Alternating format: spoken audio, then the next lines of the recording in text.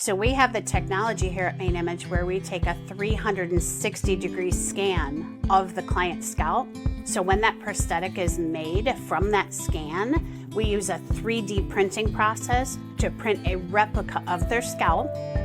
From that, we custom color their skin color onto that base or that foundation of the prosthetic. But to appreciate the value and the quality of an Italian-made prosthetic, it's a textile feel. You need to come in, you need to see it, you need to try them on.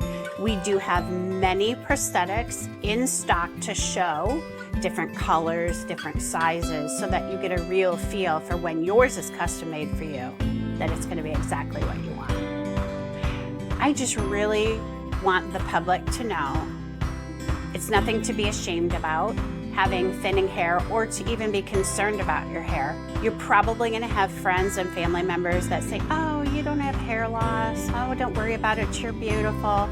It honestly, coming into a place like this and talking about your hair loss really doesn't have anything to do with anyone else. It's your own self-image.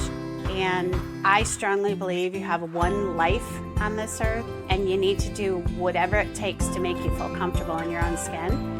And if I can help somebody by taking away that little bit of something that causes them anxiety, oh man, that's amazing for me.